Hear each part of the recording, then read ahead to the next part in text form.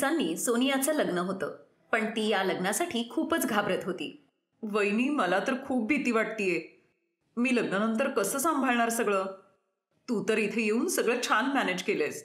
सोनिया, असं काही नाहीये. तू पण तुझ्या सासरी सगळं मॅनेज करशील, मला माहितीये. आणि मी इथे सगळं मॅनेज करू शकले कारण तुम्ही सगळे छान आहात. तुम्ही सगळेजण समजूतदार आहात. सगळ्यांनी मला खूप सपोर्ट केलं. आणि मला जेवढं माहितीये तुझ्या सासरी पण सगळे छानच आहेत. आलोकचा स्वभाव तर खूपच छान आहे. तू पण सगळ्यांच्या मनात नक्कीच आपलं स्थान मिळवशील.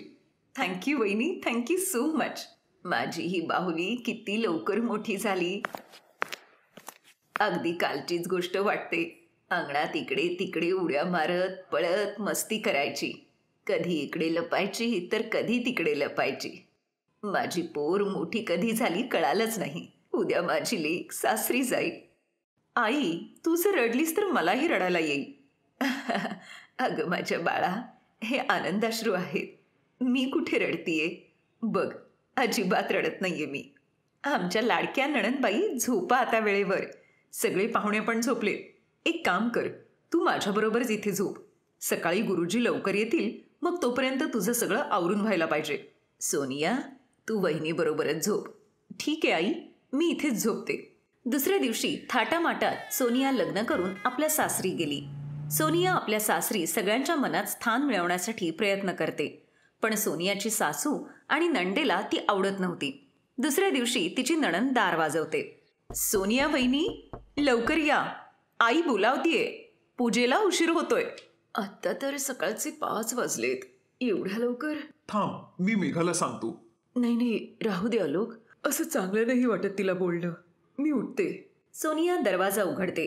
मेघा, मी आंघोळ करून तयार होऊन खाली येते. ठीक आहे, लवकर ये. आईला उशीर झालेला चालणार नाही. सोनिया आंघोळ करून तयार होते आणि लगेच पूजेसाठी जाते. उद्यापासून पहाटे 4 वाजता उठत जा. मी रोज 5 वाजता आरती करते. आज तुझा पहिलाच दिवस होता म्हणून मी मेघाला उठवायला पाठवलं. मला काही जिना चढवत नाही. आता तू पण रोज माझ्याबरोबर पूजा करत जा. आई, मी आता झोपायला जाऊ? वहिनी आलीये ना आता? हो, तू जा झोपायला. मी तुला झोपेतून उठवलं. माझी परी, तुला कॉलेजला पण जायचंय ना?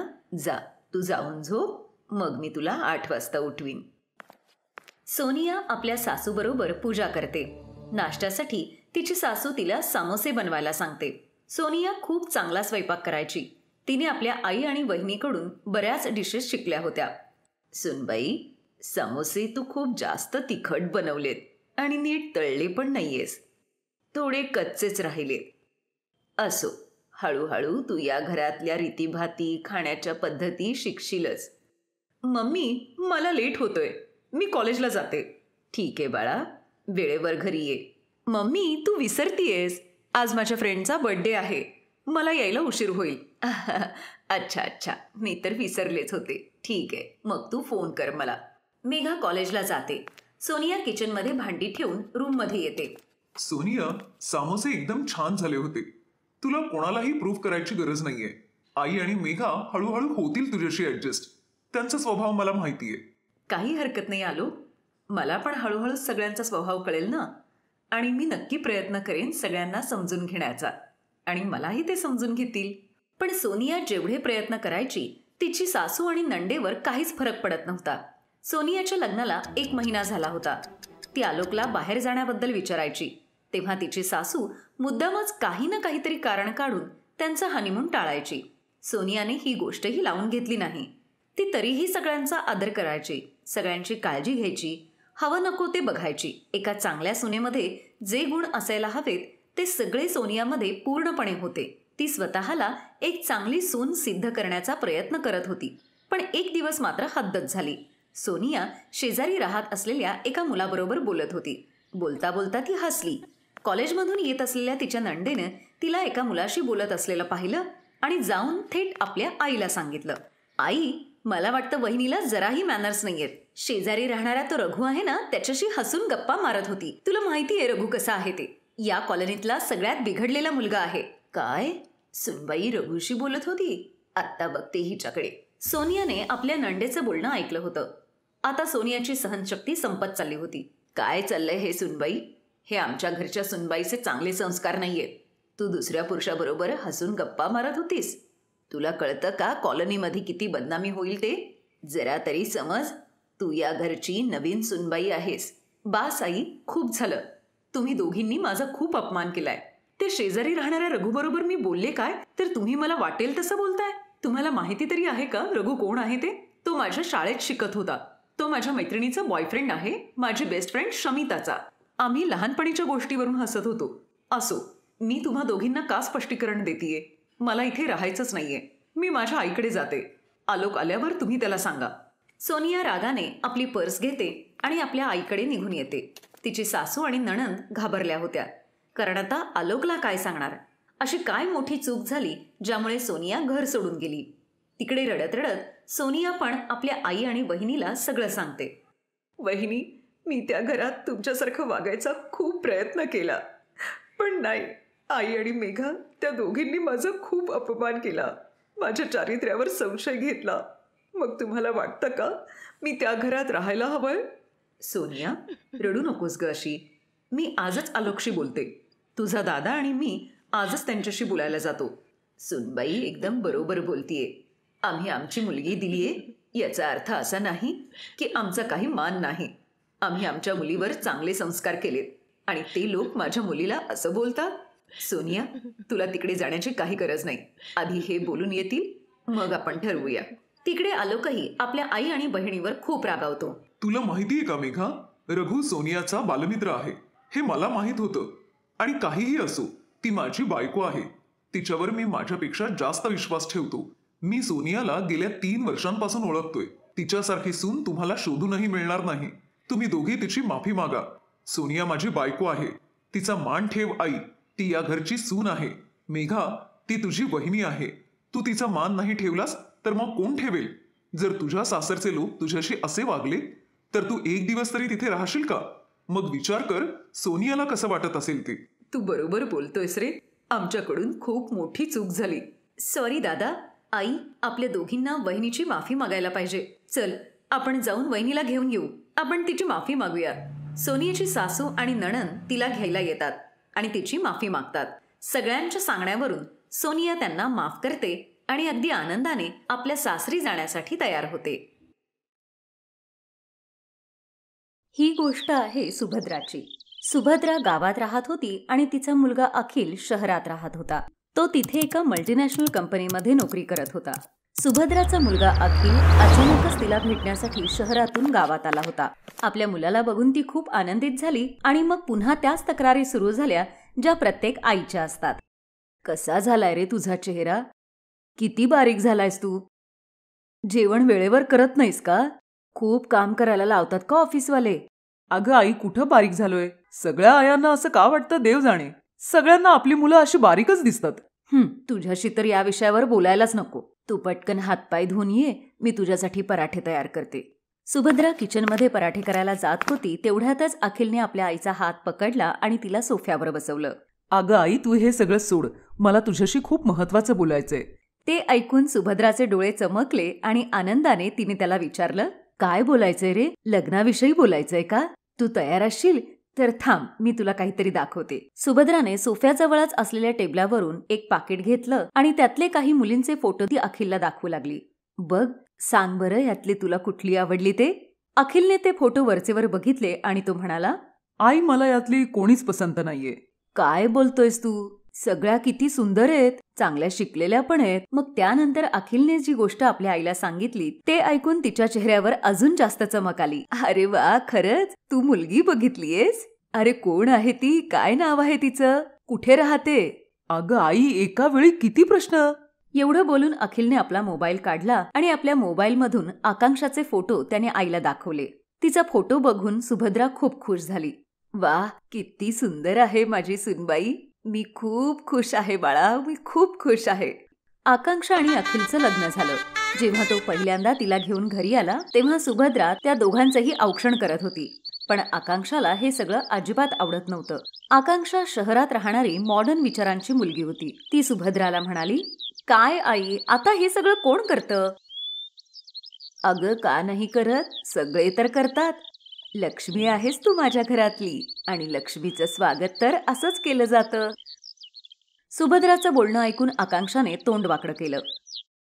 अखिलला वाटत होतं की आकांक्षाने थोडे दिवस आईबरोबर राहावं, कारण त्याच्या कंपनीवाले त्याला काही दिवस परदेशात पाठवणार होते. आकांक्षानेही कधी गाव पाहिलं नव्हतं, त्यामुळे ती अखिलचं म्हणणं टाळू शकली नाही. ठीक आहे बाबा, पण लवकर ये तू, नाहीतर मला एकटीला इथे कंटाळा येईल. अखिल शहरात जातो. एक दिवस अशीच सकाळची वेळ होती. आकांक्षा आपल्या खोलीमध्ये झोपलेली होती. सुभद्रा घंटी वाजवत पूजा करत होती. घंटीच्या आवाजाने आकांक्षाची झोप डिस्टर्ब झाली. ती रागाने बाहेर आली आणि सुभद्राला म्हणाली, काय हो आई, सकाळी एवढा आवाज कशाला करताय तुम्ही?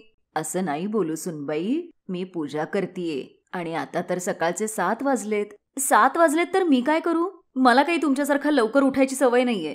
तुम्ही आता हे सगळं थांबवा आणि मला जरा झोपू देत. सुभद्राला सुनबाईचं हे बोलणं अजिबात पटलं नाही, पण तरीही ती गप्प राहिली आणि ती स्वतःलाच दोष देऊ लागली. अरे ही तर माझी चूक झाली. ती शहरातली पोर आहे. तिथं सगळेजण उशिरापर्यंत जागतात आणि उशिरा उठतात. मला या गोष्टीचा विचार करायला हवा होता. आकांक्षा सगळा वेळ एकतर झोपण्यात घालवायची किंवा मोबाईलवर मैत्रिणींशी गप्पा मारण्यात घालवायची. ती सुभद्राची काहीच मदत करत नव्हती. एक दिवस ती फोनवर गप्पा मारत होती आणि सुभद्रा आपल्या बैलांना चारा देत होती. तेव्हा अचानक तिच्या बैलाने मोठा हंबरडा फोडला. अरे काय झालं तुला? कशाला एवढ्या मोठ्याने ओरडतोस? मी देतीये ना तुला चारा खायला. हा बर ठीक आहे, उशीर झाला थोडा. अरे काय करू, आज माझे गुडघे खूप दुखतायत. म्हातारी झालीये ना मी. तिकडे फोनवरती आकांक्षाच्या मैत्रिणीने बैलाच्या हंबरण्याचा आवाज ऐकला आणि ती तिला म्हणाली, अरे क्या बात है आकांक्षा, कुठल्या तबेल्यात वगैरे आहेस की काय तू? हा कसला आवाज येतोय? अगं गाव आहे ना हे, इथे तर गाय आणि बैलांचाच आवाज येणार ना, कुठला डीजे तर वाजणार नाही. बरं ऐक, मी तुला थोड्या वेळातच फोन करते. आकांक्षाने फोन ठेवला आणि सरळ सुभद्राकडे गेली. काय हो आई, तुम्हाला जरा सुद्धा कळत नाही का? अहो मी तिकडे फोनवरती बोलतीये आणि तुमचा हा बैल इकडे ओरडत बसलाय. माझं सगळं नाक कापलं जातं माझ्या मैत्रिणींसमोर. तुम्हाला खूप आनंद होत असेल ना मला असा त्रास देण्यामध्ये? हे सगळं तू काय बोलतीयस सुनबाई? मी तुला कशी काय त्रास देईन? आणि राहिला प्रश्न ह्याच्या हंबरण्याचा, तर त्याला भूक लागली होती म्हणून ओरडत होता. तो आपल्यासारखा बोलू तर शकत नाही ना. जनावर आहे ते जनावर आहे, पण तुम्ही तर नाही ना. कान उघडे ठेवून ऐका. मी जेव्हा माझ्या मैत्रिणींबरोबर बोलत असेन तेव्हा तुम्ही याला घेऊन बाहेर जात जा, नाहीतर मी हे घर सोडून जाईन. माझं आयुष्य म्हणजे एक नरक झालेलं आहे. सुभद्रा पुन्हा गप्प राहिली. एक दिवस घराबाहेरचं अंगण जेव्हा ती शेणाने सारवत होती तेव्हा आकांक्षा नाकावर हात ठेवून तनतन करत बाहेर आली आणि रागाने ती सुभद्राला म्हणाली, काय आई हे? काय चाललंय तुमचं? सगळ्या घरभर हा घाणेरडा वास पसरलाय. सुनबाई अगं शेण आहे हे. तुला माहितीये किती पवित्र असतं हे? बाहेरच्या जीव जंतूंना घरात प्रवेश करू देत नाही हे. अरे का तुम्ही माझ्या मागे लागलाय? मला नकोय हे सगळं माझ्या घरात शेणबीण.